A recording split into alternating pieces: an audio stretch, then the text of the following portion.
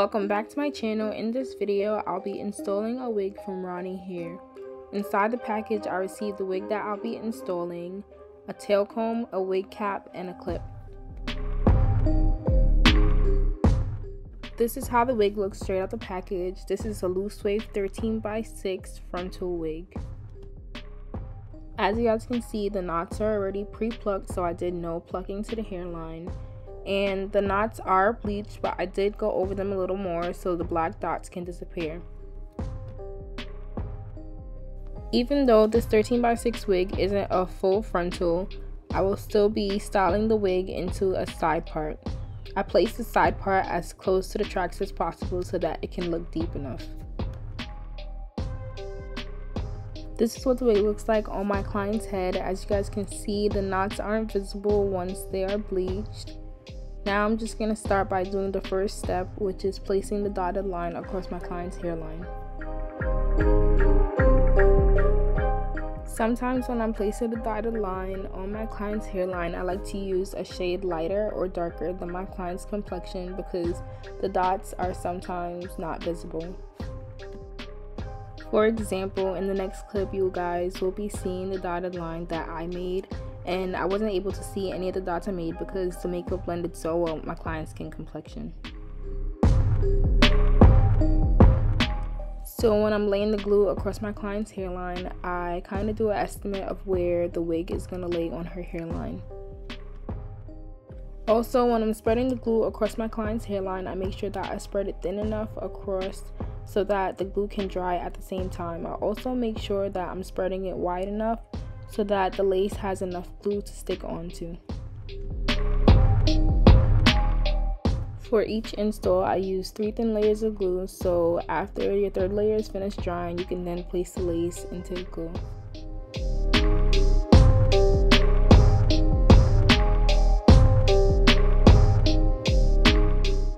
I felt like the hairline had too many pieces of the hair that were already pre-plucked, so I'm starting the hairline behind the pieces of hair that are down in the center.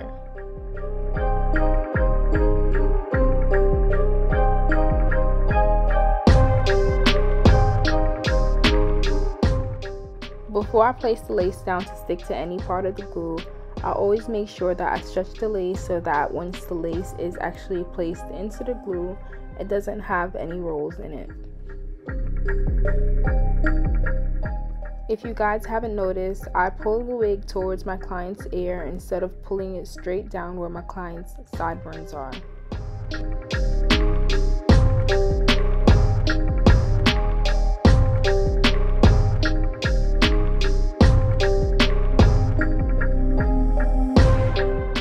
So all the pieces of hair that are down in the middle will be getting cut off.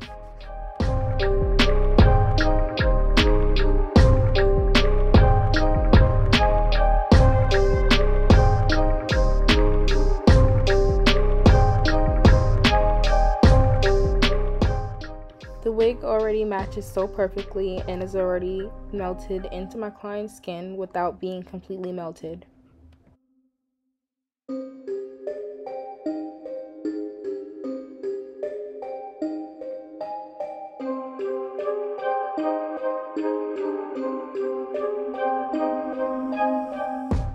To give the lace an extra melt, I always place a thin layer of glue on top of the lace.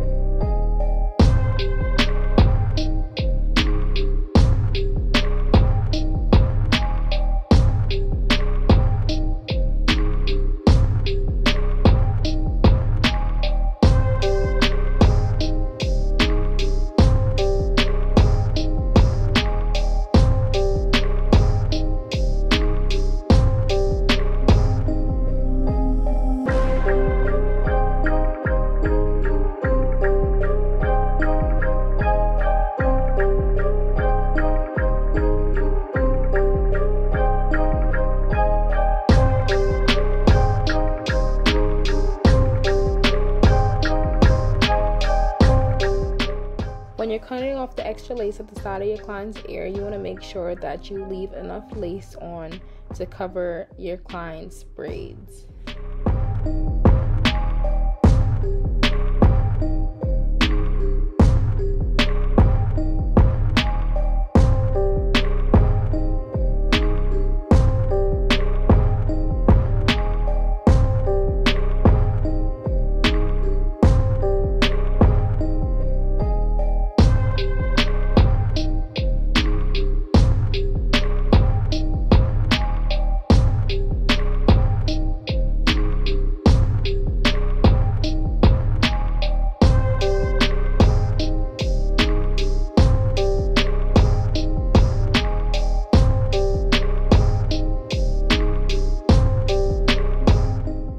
Now you're just going to repeat the same steps on the next side of the wig.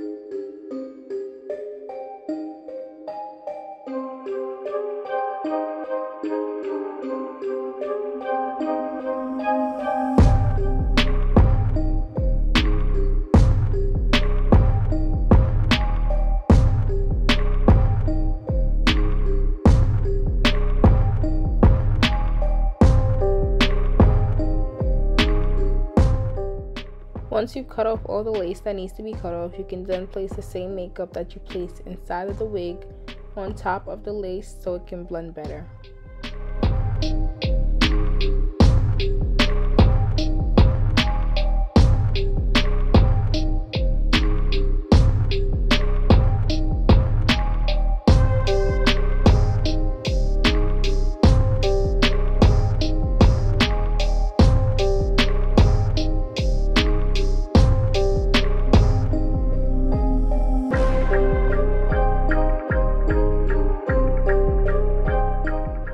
Once all the makeup is placed on the lace, you can then use the melting spray of your choice to blend the lace better.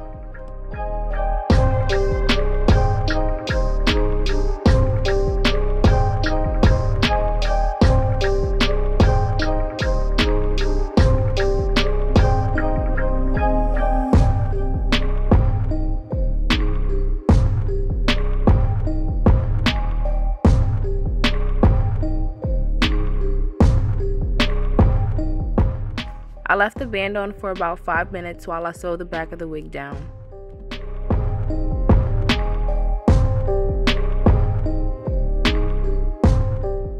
Whenever I cut the baby hairs, I always make sure to cut them diagonally so that the baby hairs can appear to look more natural. And for the sideburns, I always leave the end a little longer so that the swirl can do a full wrap around.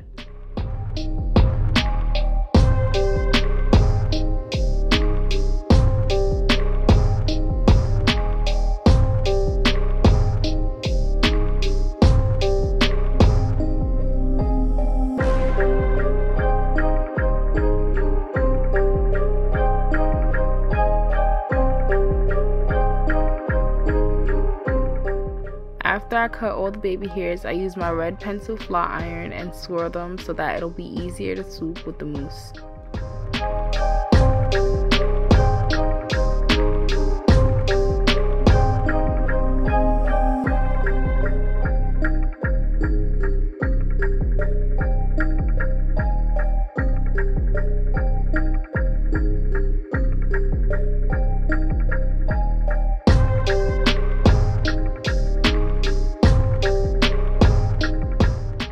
So for the baby hairs, I use Got To Be Glued gel and I place it on the baby hairs so that I can weigh it down. Placing the gel down first helps the baby hair stay in place while I swoop it with the mousse.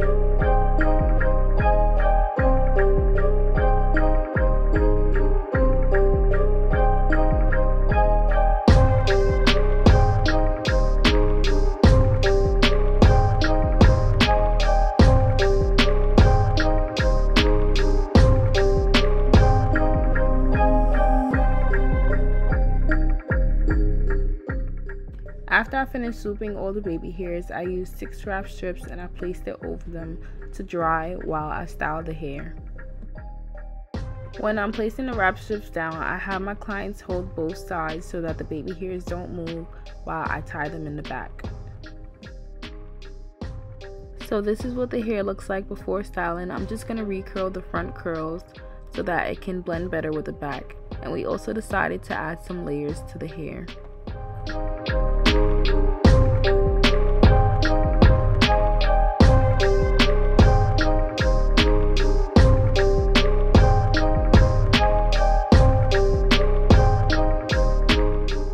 To hold the curls, I use Got To Be Glued Free Spray.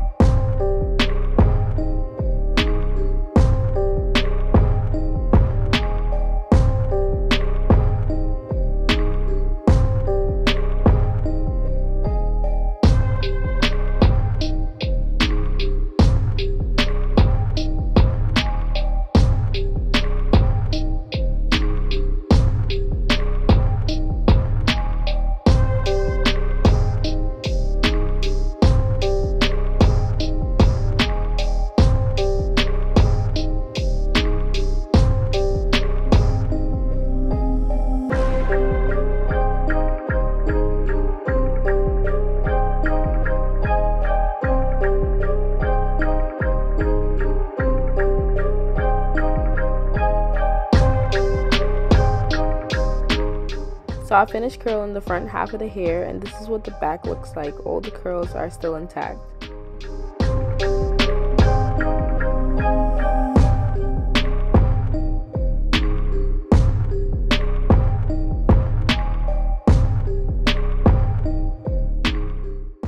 Once the baby hairs are completely dried, you can then remove the wrap strips.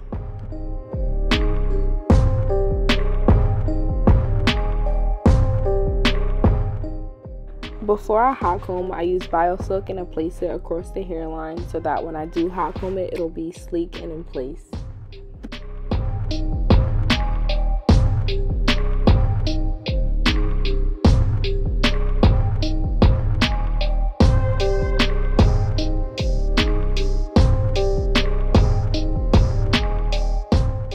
Before I hot comb each section, I like to use my tail comb and hot comb to trace each other so that when it's hot combed, there's no hairs out of place.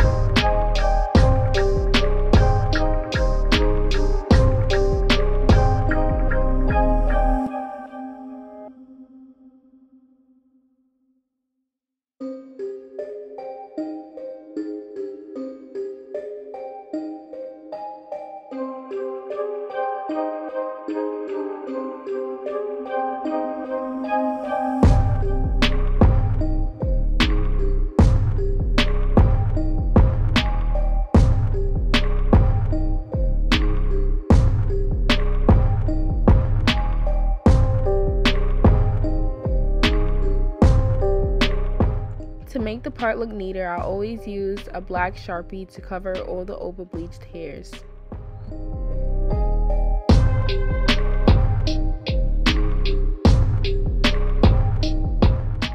After all the hairs are covered, I use the angle brush and the makeup closest to my client's skin complexion to outline the part.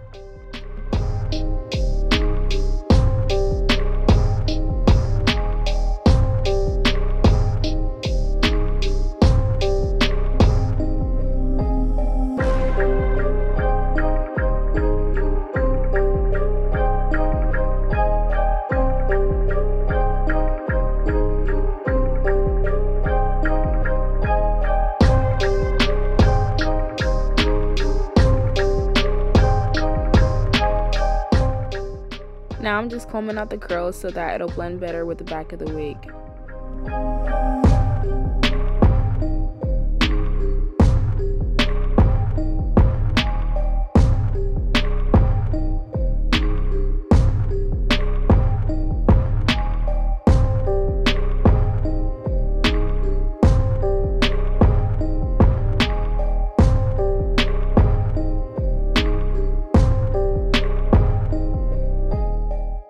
And these are the final results of this install. I hope you guys enjoyed watching. Let me know what you guys think in the comments, and remember to like, comment, and subscribe. Thanks for watching.